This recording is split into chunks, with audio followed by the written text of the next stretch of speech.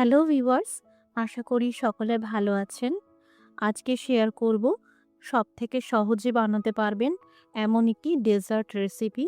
হাতের কাছে যদি কয়েকটা পাউরুটি থাকে তাহলে কিছু সহজ উপকরণ দিয়ে মাত্র 15 থেকে 20 মিনিটের মধ্যেই এই ডেজার্ট তৈরি করতে পারবেন। নমস্কার বন্ধুরা, আপনারা দেখছেন মৌয়ের সাথে রান্নাবান্না। ভালো লাগলে লাইক দিয়ে শেয়ার করে দেবেন। প্রতিদিন নতুন নতুন রেসিপি পাওয়ার জন্য সাবস্ক্রাইব করে রাখুন। আর অবশ্যই মনে করে বেল নোটিফিকেশনটা অন করে রাখবেন। এখানে টোটাল 6টা পাউরুটি নিয়েছি। ময়দা বা আটার যে কোনো ধরনের পাউরুটি দিয়ে আপনারা করতে পারেন। পাউরুটির চারধারটা কেটে বাদ দিয়ে দিতে হবে। এই চারধারটা আমি ফেলে দেব না। এগুলো দিয়ে খুব সুন্দর হোমমেড ব্রেড ক্রাম্ব তৈরি করা যায়। আপনারাও চাইলে এগুলো দিয়ে ব্রেড ক্রাম্ব বানিয়ে নিতে পারবেন। এবার এই পাউরুটিগুলোকে 4 ভাগে ভাগ করে নিতে হবে। ঠিক এইভাবে সমান সাইজ করে কেটে নিতে হবে। খেয়াল রাখবেন সাইজগুলো যেন একদম সমান থাকে। বাকি পাউরুটিগুলোও আমি একই রকমভাবে কেটে নেব। একদম ফ্রেশ পাউরুটি দিয়ে বানাবেন। বাসি পাউরুটিতে কিন্তু বানাতে গেলে সমস্যা হবে। কারণ বেশ ৩-৪ দিন পুরনো পাউরুটি শক্ত হয়ে যায়, তখন ডেজার্টটাও ভালো তৈরি হয় না। তাই একদম ফ্রেশ পাউরুটি বা খুব বেশি হলে ১ দিন পুরনো পাউরুটি নিলেও হবে। এখানে ফ্রাইং প্যানে ২ চামচ ঘি দিয়ে দিলাম।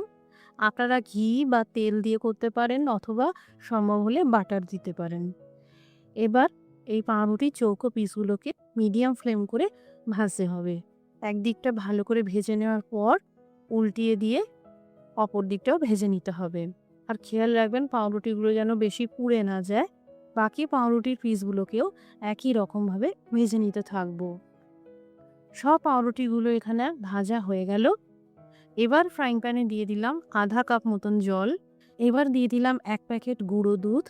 ৬ পিস পাউরুটির ডেজার্ট বানাতে ১ প্যাকেট গুঁড়ো দুধ যথেষ্ট। গুঁড়ো দুধ দিয়ে ভালো করে মিশিয়ে নেওয়ার পর এবার দিয়ে দিলাম ছোট চায়ের কাপের মাপ করে ৩ কাপ দুধ। এখানে আমি সিম্পল প্যাকেটজাত গরুর দুধের ব্যবহার করেছি। বেশ ৫ মিনিট মতন দুধ ফোটাতে হবে। স্বাদ অনুসারে চিনি দিয়ে দিলাম। এখানে আধা কাপ চিনি আছে। তবে যারা চিনি কম খান, কম পরিমাণে দেবেন। আর যারা বেশি চিনি খান, তারা বেশি পরিমাণে দেবেন। এখানে বলে রাখি, যারা কনডেন্সড মিল্ক দিয়ে বানাবেন, চিনির প্রয়োজন নেই। কারণ বাজারজাত কনডেন্সড মিল্কের মধ্যে অলরেডি চিনি দেওয়া থাকে। তাই সেক্ষেত্রে চিনি দেবেন না। চিনি দেওয়ার পর দুধ আরও ৫-৭ মিনিট মতন ফোটাতে হবে।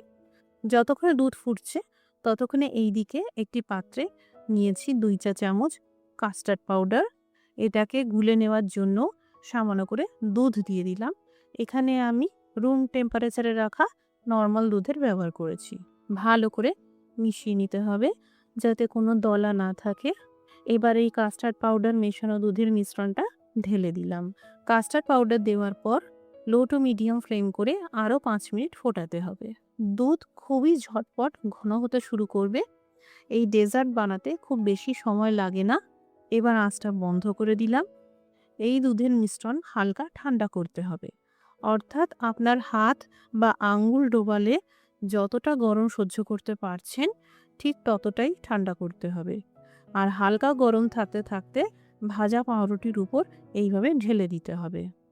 গনগনে গরম দুধের মিশ্রণ ঢালতে যাবেন না, না হলে পাউরুটিগুলো একদম মেল্ট হয়ে যাবে। তখন এটা আর ডেজার্ট থাকবে না, হালুয়া হয়ে যাবে। এবার যার যেমন ইচ্ছে সেইভাবে ডেজার্ট সাজাতে পারেন অথবা আমার মতন করে এইভাবে সামান্য পেস্তা কুচি ছড়িয়ে দিতে পারেন। একবার এইভাবে বানাবেন, খেয়ে দেখবেন অপূর্ব স্বাদ হয়। বারবার বানানোর রিকোয়েস্ট আসবে। ইতিমধ্যেই আমার যে সকল দর্শক বন্ধুরা আমার চ্যানেলের রান্নাগুলি ট্রাই করেছেন বা বানিয়েছেন তাদের সকলকে আন্তরিক ধন্যবাদ। আজকের রেসিপিটি দেখার জন্য অসংখ্য ধন্যবাদ। সবাই ভালো থাকুন, সুস্থ থাকুন।